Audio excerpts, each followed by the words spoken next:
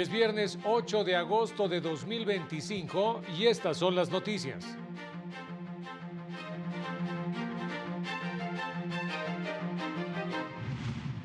Las autoridades deben garantizar los derechos a un medio ambiente sano y a la salud sin condicionarlo a factores económicos, estableció la primera sala. La Escuela Militar de Graduados de Sanidad no puede negar el acceso a un aspirante por ser portador de VIH, determinó la segunda sala. La magistrada Soto Fregoso advierte riesgos de regresión por políticas que atentan contra derechos de las mujeres. Lanzan campaña para combatir la trata de personas en pueblos y comunidades indígenas. Hola, ¿qué tal? ¿Cómo le va? Qué gusto saludarle. Muy buenas noches. Bienvenido, bienvenida a la información jurídica más importante. Soy Oscar González y a nombre de todo este equipo de trabajo les saludamos con mucho gusto. Eusiris Rostro en la interpretación en lengua de señas mexicana. Vámonos con toda la información. La primera sala estableció que la protección a un medio ambiente sano y a la salud pública no pueden condicionarse a criterios puramente económicos. Si bien las decisiones regulatorias en materia ambiental pueden tener efectos en la reasignación de costos en los sectores productivos, ello no justifica que las autoridades dejen de adoptar medidas eficaces para la protección de estos derechos ni condicionarlos a una evaluación de costos.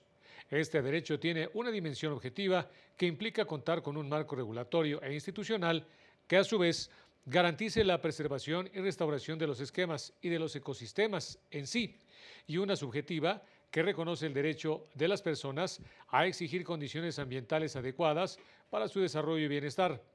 Ante esta dualidad, la tutela del medio ambiente no solo es una obligación constitucional, sino que adquiere un valor intrínseco que trasciende cualquier análisis de costo-beneficio, por lo que en el diseño de las políticas ambientales, las autoridades están obligadas a proteger el derecho a un medio ambiente sano y a la salud sin condicionar su eficacia, como se indicaba, a eventuales repercusiones económicas.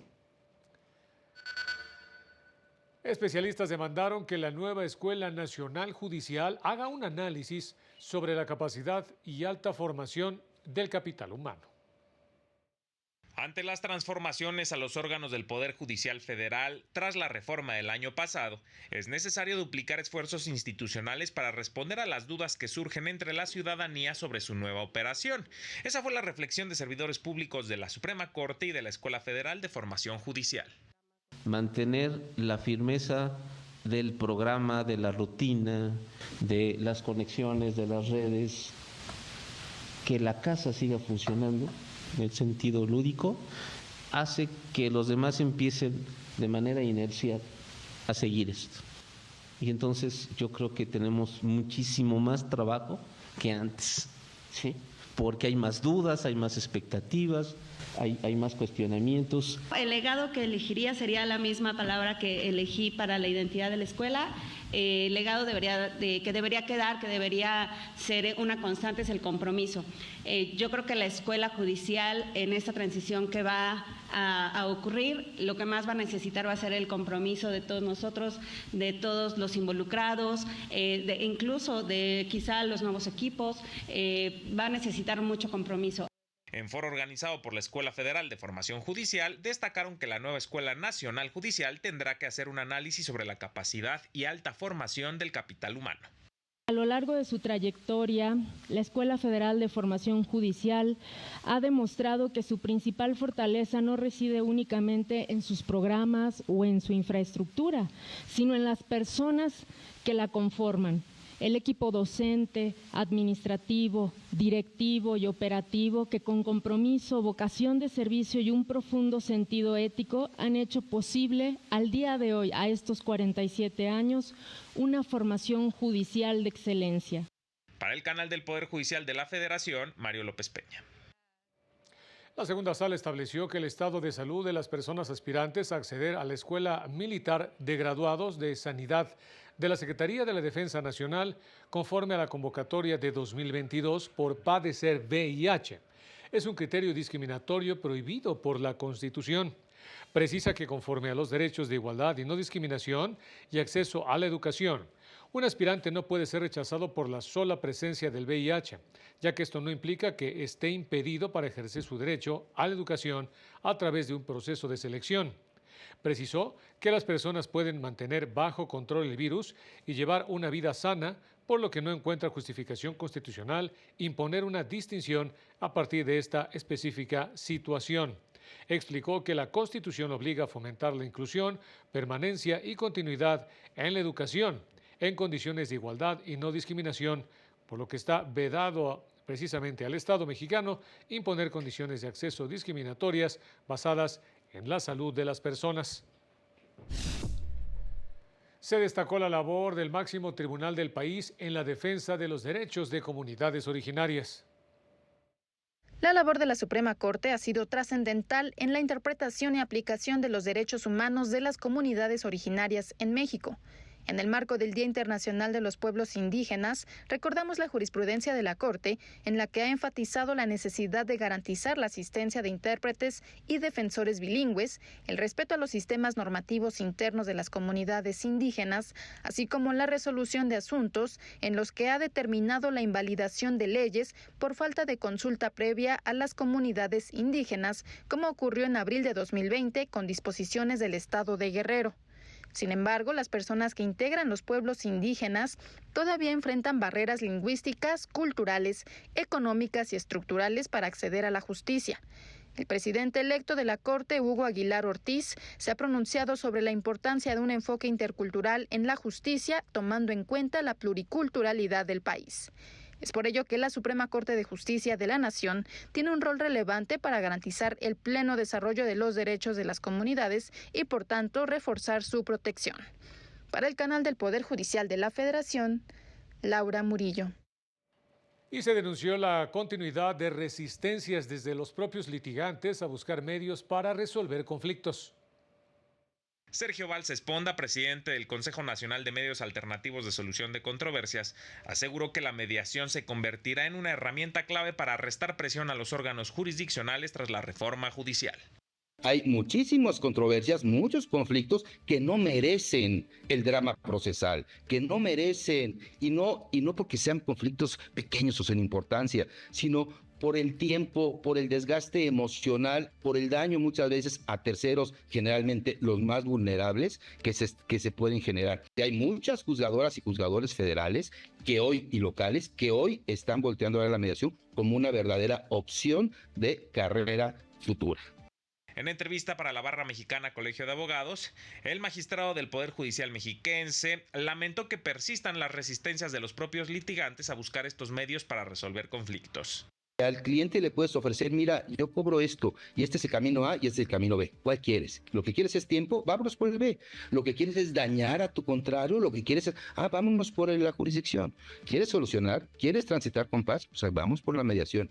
Indicó que el 26 de enero del año pasado se promulgó la Ley General de Mecanismos Alternativos de Solución de Controversias, pero que a la fecha no se recurre a ellos para propiciar la paz. Para el canal del Poder Judicial de la Federación, Mario López Peña. La presidenta del Tribunal Electoral del Poder Judicial de la Federación advierte riesgos de regresión en México por políticas que atentan contra los derechos de las mujeres. Las decisiones judiciales no solo reparan violaciones a derechos humanos, sino transforman realidades marcadas por la desigualdad estructural. Así lo indicó la magistrada presidenta del Tribunal Electoral al advertir que en el mundo existen riesgos de regresión por políticas abiertamente contrarias a los derechos de las mujeres. Se enfrenta a discriminación por razón de género, violencia política digital, condiciones de exclusión histórica por ser indígenas, afrodescendientes, discapacitadas, mujeres transgénero, contar con alguna otra condición que nos tiene migrantes, por ejemplo, o mujeres en situación de pobreza que nos hace estar en una condición de rezago en la igualdad real y sustantiva. En el encuentro internacional Juzgar con Perspectiva de Género, destacó las herramientas desarrolladas por el Poder Judicial, como los protocolos para juzgar con perspectiva de género y el manual para una impartición interseccional de justicia, con los que este enfoque se consolida como una obligación jurídica para los juzgadores. Y aquí es en donde la perspectiva de género e interseccional se vuelve indispensable para que nosotras y nosotros, quienes somos juzgadores y juzgadoras, asumamos el poder de una sentencia, el poder de transformación, el poder de cambio que puede generar una sentencia de un día para otro, en una realidad que puede romper ese rezago histórico, como fue, por ejemplo, el caso de las gubernaturas en México. En el encuentro participaron integrantes de la Asociación de Magistradas Electorales de las Américas. Para el canal del Poder Judicial de la Federación, Laura Murillo. Estamos en el noticiario nocturno, vámonos rápidamente a unos mensajes. No se vaya, volvemos con más información. Al regresar, el gobierno federal atenderá peticiones de integrantes de caravana migrante que salió de Chiapas.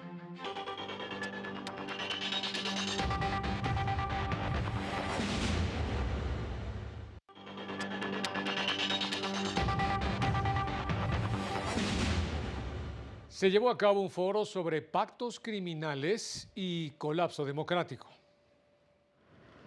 El crimen organizado transnacional no solo representa una amenaza a la seguridad nacional, sino también a las instituciones democráticas, afirmó el presidente del Instituto de Acción Ciudadana en México, Edgardo Buscaglia. Convergemos al análisis de un cáncer como lo es la delincuencia organizada. La delincuencia organizada es un fenómeno político, es un fenómeno social, es un fenómeno económico, es un fenómeno paramilitar. Al participar en un foro sobre pactos criminales y colapso democrático, indicó que la corrupción, impunidad y la infiltración de los poderes públicos son factores que aceleran el deterioro del Estado de Derecho en México y diversos países. El investigador del CIESAS, Carlos Flores Pérez, señaló que la democracia solo puede sobrevivir al existir un compromiso conjunto entre gobiernos y sociedad para desmantelar los vínculos entre el poder político y las redes criminales. Y hoy por hoy, pues eso que era un elemento fundamental, que ciertamente requería reformas, pero que no necesariamente el tipo de reformas que se hicieron, parece cada vez más supeditado al poder político. El analista en materia de seguridad pública, Samuel González Ruiz, mencionó que el combate al crimen organizado requiere una estrategia integral que incluya el fortalecimiento de las capacidades institucionales, la cooperación internacional y políticas efectivas para reducir las fuentes de financiamiento ilícito, elementos que resultan fundamentales para contener el avance de las organizaciones criminales. Que en México durante mucho tiempo se dejó de aplicar la legislación internacional porque estos cárteles ya cometían actos terroristas durante todo este tiempo. Se negaron estas acciones, se negaron estos elementos, ¿verdad? Y hoy tenemos pues un modelo de presión gigantesca. Para el canal del Poder Judicial de la Federación, Rosy García. La Fiscalía General de la República informó la detención de Yared Roberto H., presunto integrante de la célula delictiva Los Metros, fracción del Cártel del Golfo, y quien estaría involucrado directamente en el asesinato del delegado de la Fiscalía en Tamaulipas, Ernesto Cuitláhuac Vázquez Reina. Detalló que el sujeto fue localizado en un centro de rehabilitación de Reynosa, donde se escondía, y le fueron decomisadas armas largas, cargadores, cartuchos y droga. De acuerdo con los datos hallados en el teléfono celular del detenido, se permitió establecer su participación directa en este homicidio. Se indicó que continuarán con las investigaciones para prender a los demás responsables. La ONU lanzó una campaña para combatir la trata de personas en pueblos y comunidades indígenas. Oh.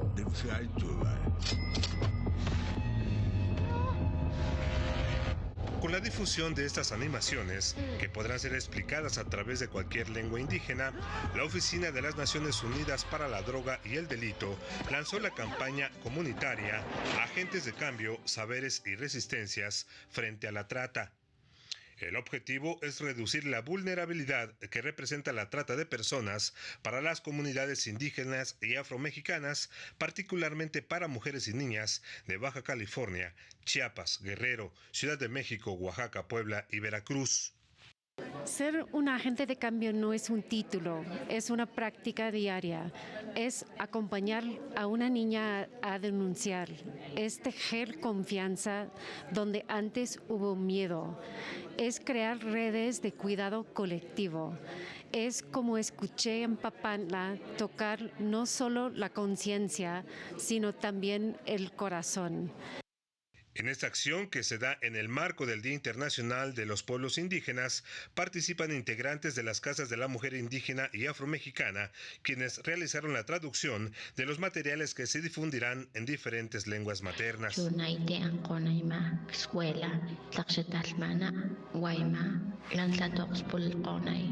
En total se difundirán 6 videos animados que representan las modalidades de la trata, 2 spots para radio, traducidos en totonaco, amuzgo y tzotzil, así como 7 infografías que enlistan medidas de prevención. Y lo que estamos buscando con esta campaña es poder, alzar la voz para incorporarlas a todas y a todos en este ejercicio de identificación de este delito, con mensajes que sean accesibles para la población a fin de que ellos puedan conocer que existen este tipo de violencias y que es importante denunciarlo, y también que puedan difundir el mensaje dentro de sus comunidades y dentro de sus familias. Para el canal del Poder Judicial de la Federación, Juan Carlos González. El Gobierno de México, a través de la Secretaría de Gobernación y el Instituto Nacional de Migración, está brindando atención a la caravana migrante que partió de Chiapas rumbo a la capital del país. Así lo informó la presidenta Claudia Sheinbaum. La caravana no pretende llegar a Estados Unidos debido a las medidas antiinmigrantes del gobierno de Donald Trump. La mandataria señaló que se les brindarán varias opciones, desde la repatriación a sus países hasta ofertas de trabajo en territorio nacional. Se trabaja con ellos en el camino y se les da pues distintas opciones, desde la repatriación a sus países hasta la posibilidad de tener empleo en nuestro país. Autoridades se comprometieron a construir una agenda de movilidad respetuosa de los derechos humanos para personas migrantes. El costo de mantener una vacante de trabajo abierta en México es 26% más alto que ir a Tapachula, Chiapas, pagarle un avión a una familia migrante y un mes de renta, señalaron autoridades durante la presentación del libro Migración, Bienestar Social e Inclusión Laboral, obra que recopila, además de los pendientes en la materia, la visión desde el sector empresarial en México, con miras a fortalecer alianzas a través de ajustes legislativos. Y esta inclusión, sí, cruza por la inclusión laboral en un país que tiene, digamos, que trabajar sobre cómo incluir laboralmente no nada más a los migrantes, sino a todos. Pero ahí viene lo importante, cómo conectamos la oferta con la demanda, cómo conectamos no solamente a los mexicanos que están siendo deportados o retornados, pero también a migrantes que hoy están ya en México y que están aquí desde hace tiempo, porque mucho se habla también de las oportunidades que tiene que haber para mexicanos y migrantes. Muchas personas migrantes carecen de mecanismos de regularización que les permitan acceder a empleos formales. Recordaron que el contexto se vuelve más complejo ante narrativas discriminatorias y el aumento de la violencia que ha provocado que hoy se registre el doble de las personas desplazadas del que teníamos hace 10 años a nivel global. Más de 120 millones de personas. Sería como si todo México tiene casi 130 millones, fuera desplazado por la violencia. En el acto estuvo presente el comisionado del Instituto Nacional de Migración, Sergio Salomón Céspedes, quien se comprometió a construir una agenda de movilidad respetuosa de los derechos humanos. Integrantes del panel le solicitaron poner al centro la seguridad humana. Lo que requerimos hacer es hacer de nuestro país un país incluyente. No queremos, no quisiéramos, no deseamos que Ciudad Juárez se repita nunca más. que la tragedia que vivieron esas personas migrantes pudiera darse nuevamente en nuestro país. Para el canal del Poder Judicial de la Federación, Lorena Sánchez Cabrera. Y se puso en marcha la fiesta de las culturas indígenas, pueblos y barrios originarios de la Ciudad de México. En el mundo existen alrededor de 476 millones de indígenas, que representan el 6% de la población. En México, según datos del INEGI, 23.2 millones de personas se identifican como indígenas, que preservan 68 tipos de lenguas maternas. Con el objetivo de celebrar la diversidad, fortalecer los derechos culturales y promover el respeto hacia las tradiciones de los pueblos, se puso en marcha la Fiesta de las Culturas Indígenas, Pueblos y Barrios Originarios de la Ciudad de México. Se llevará a cabo del 8 al 24 de agosto en la plancha del Zócalo capitalino. Sí, muchas gracias, y luego voy a estar trabajando aquí Zócalo 15 días y a ver si le gusta algo producto que lo tengo, y aquí voy a estar unos 15 días para que todos vengan a comprar. Muestras de artesanías, gastronomía y textiles, talleres, conversatorios, teatro, poesía, música en vivo, herbolaria, etc. Sí, cuando yo era niña mi mamá me enseñó cómo tejer, cómo antes trabajábamos huipil, corongo, telar de adorno y bolsa para morrales que le dice. Decía, yo trabajé desde niña, vine desde ahí, le enseñé algo a mis hijos, ellos también ya están aprendiendo a hacer las cosas. Y mañana se conmemora el Día Internacional de los Pueblos Indígenas con una megacalenda que partirá del Ángel de la Independencia al Zócalo capitalino. En este 2025, la UNESCO señaló que la inteligencia artificial representa una oportunidad y riesgo para las comunidades indígenas, pues puede apoyar la revitalización cultural, el empoderamiento de la juventud y hasta la adaptación al cambio climático. Sin embargo, también puede fomentar prejuicios, discriminación y exclusión hacia las comunidades indígenas. Así que mejor vengan a conocer en persona todo este bagaje cultural aquí en el Zócalo capitalino. Para el canal del Poder Judicial de la Federación, Citlali Pérez.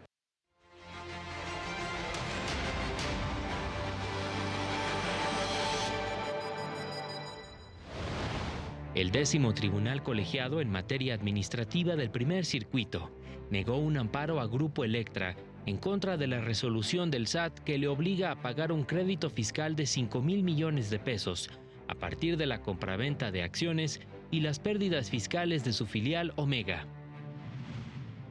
Cerca de 25 asociaciones civiles de Baja California anunciaron que interpondrán amparos en contra del protocolo para manifestaciones en la entidad, al considerar que viola el derecho a la libre manifestación y a la libertad de expresión.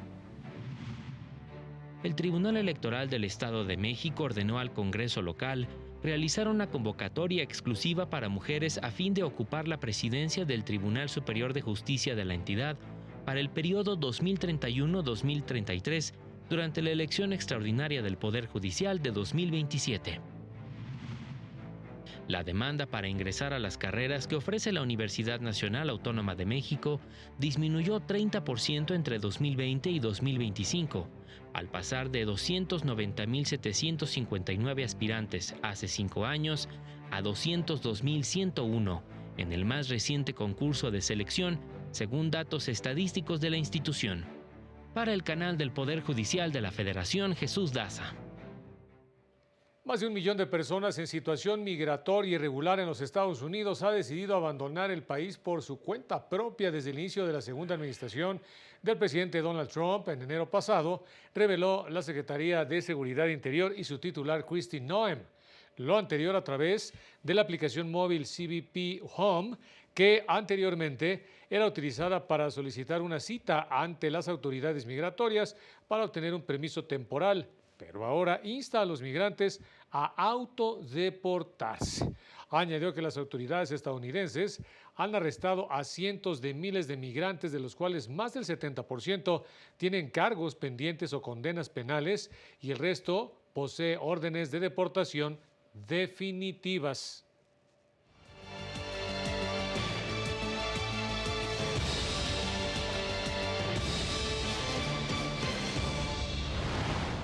En Ecuador, 5 jueces fueron destituidos por incurrir en infracciones disciplinarias.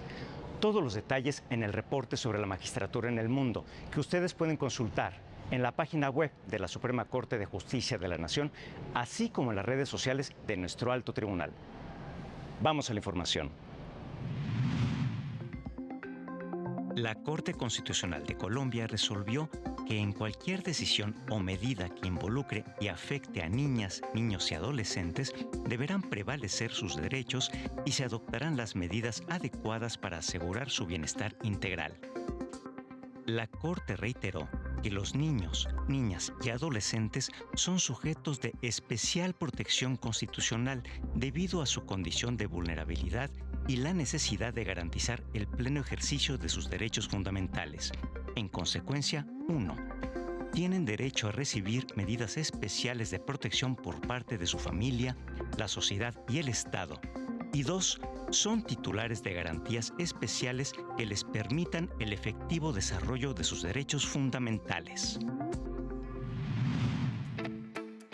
En Ecuador, 5 jueces fueron destituidos por incurrir en infracciones disciplinarias establecidas en el Código Orgánico de la Función Judicial.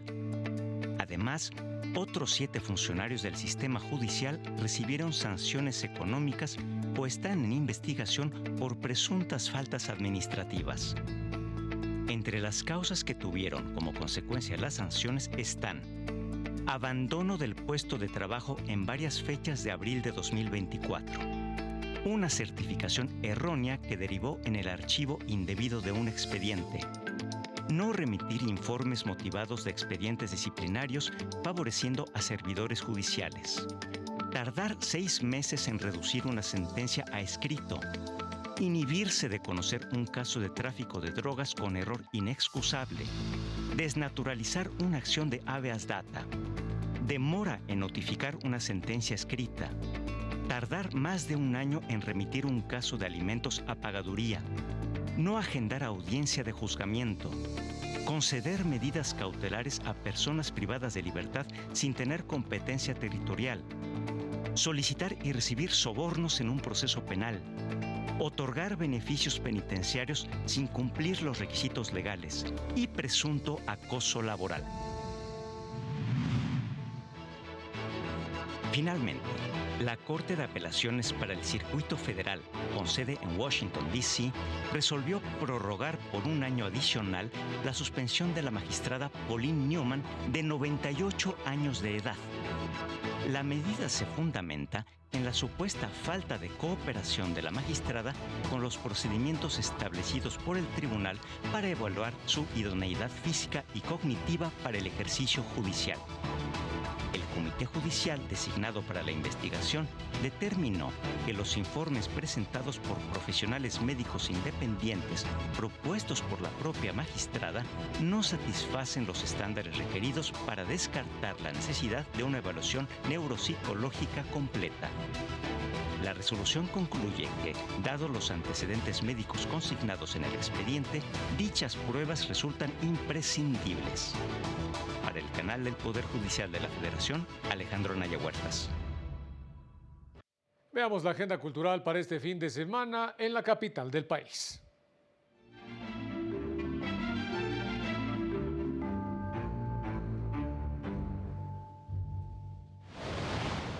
Ya comenzó la 11ª Fiesta de las Culturas Indígenas en el Zócalo capitalino, que reúne gastronomía, música, poesía en lenguas originarias y saberes ancestrales, bajo el lema Nuestra lengua madre, nuestra madre tierra, en un espacio de arte y tradición, de 10 a 21 horas hasta el 24 de agosto. Entrada libre. Para conmemorar los 50 años de amistad entre México y Tailandia, el Centro Nacional de las Artes será la sede del Thai Festival México, con música tradicional, ciclos de cine, foros académicos, gastronomía, artesanías, información turística, exhibiciones de artes marciales y mucho más.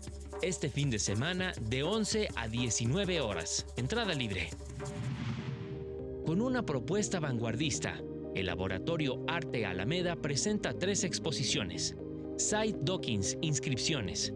Débora Castillo, Gran Basamento y Ana Hernández, Na Reza, Mano Rota, las cuales reflexionan sobre temas fundamentales como la memoria urbana, el territorio, la identidad y la relación con lo ancestral, además de ampliar las formas de comprender la interacción entre arte, ciencia y tecnología, de martes a domingo de 9 a 17 horas. Disfrute la cartelera cultural de Justicia TV. La Morada del Alma es un documental que tiene como protagonista a las lenguas nativas y resalta la importancia de reconocerlas y preservarlas. Este sábado a las 17:30 horas. Y el domingo, a las 21 horas, conozca la historia de uno de los personajes fundamentales para entender la historia de Colombia en el documental José María Melo, el último general del Libertador. Para el canal del Poder Judicial de la Federación, Jesús Daza. Y ya nos vamos, como siempre, muchas gracias por haber estado con nosotros. Manténgase pendiente de esta señal. Excelente fin de semana. Soy Oscar González. Nos vemos en la próxima.